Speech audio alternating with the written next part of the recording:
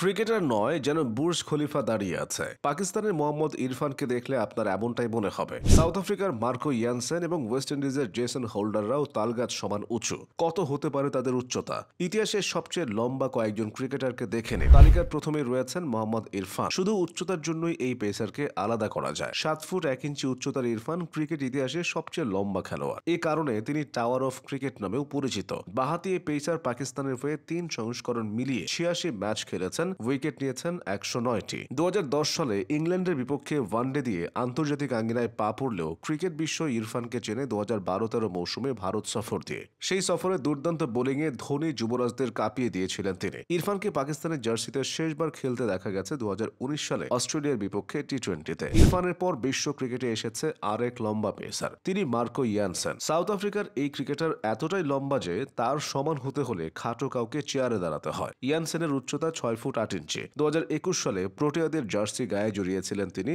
এরপর থেকে নিয়মিতই খেলে যাচ্ছেন। টেস্ট, ওয়ানডে ও টি-20 3 ফরম্যাটে তিনি নিজেকে প্রমাণ করেছেন। ইয়ানসেনের উচ্চতা তার বোলিংয়েও সহায়তা করে। বাড়তি গতির সাথে বাউন্সের মিশালে ব্যাটসম্যানদের নাভিশ্বাস তোলেন তিনি। সাউথ আফ্রিকার হয়ে এ পর্যন্ত 61টি ম্যাচে ইয়ানসেনের সংগ্রহ 131টি উইকেট। কাইল জেমিসনের কথা বাদ যাবে কেন?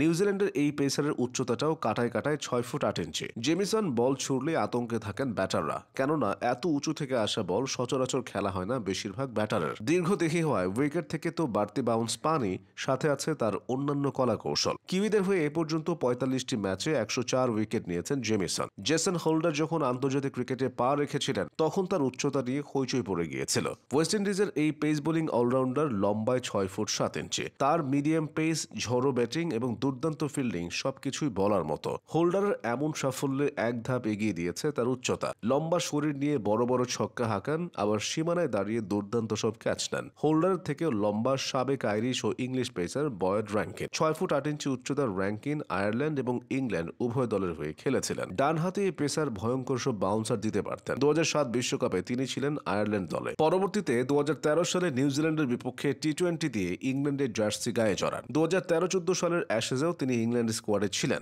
র্যাঙ্কিনের পরেই ইংল্যান্ডের হয়ে খেলার সবচেয়ে লম্বা ক্রিকেটারের নাম ক্রিস ট্রেমলেট। 6 ফুট 7 ইঞ্চি উচ্চতার ট্রেমলেটও ছিলেন পেস বোলার। 2007 সালে ভারতের বিপক্ষে ওয়ানডেতে অভিষেক হলেও 2005 সালে বাংলাদেশের বিপক্ষে হয়েছিল তার টেস্ট অভিষেক। ফেরা যাক আরেকটু পেছনে। বিংশ শতাব্দীর সবচেয়ে লম্বা ক্রিকেটার ছিলেন জোয়েল গার্নার। 6 ফুট 8 ইঞ্চি উচ্চতার ক্যারিবিয়ান এই পেসার বিগ বার্ড নামেও পরিচিত ছিলেন। 1977 সাল থেকে 1987 সাল পর্যন্ত 10 বছর আন্তর্জাতিক ক্রিকেটে দাপিয়ে বেরিয়েছেন গার্নার। 58 টেস্টের 111 ইনিংসে নিয়েছিলেন 259 উইকেট। অস্ট্রেলিয়ান ক্রিকেট ইতিহাসের সব থেকে লম্বা ক্রিকেটারের নাম বিলি স্ট্যানলেক। ডানহাতে এই পেসার অজিদের জাতীয় দলে থিতু হতে পারেননি। খেলেছেন মাত্র 7টা ওয়ানডে আর 19টা টি-20 ম্যাচ। তবে 6 ফুট 8.5 ইঞ্চি উচ্চতার দীর্ঘদেহী এই বোলার ঠিকই সবার নজরে এসেছেন। শেষ করা যাক একজন স্পিনারকে দিয়ে। স্পিনারদের মধ্যে সবচেয়ে লম্বা ক্রিকেটার হলেন সুলিমান বেন। লম্বায় তিনি 6 ফুট 7 ইঞ্চি। ওয়েস্ট ইন্ডিজের হয়ে 1999 সালে আন্তর্জাতিক ক্রিকেটে অভিষিক্ত হয়েছিলেন বেন। বাঁহাতি স্পিনার উচ্চতা দিয়েই উইকেট থেকে বাড়তি টার্ন এবং বাউন্স আদায় করতে পারতেন।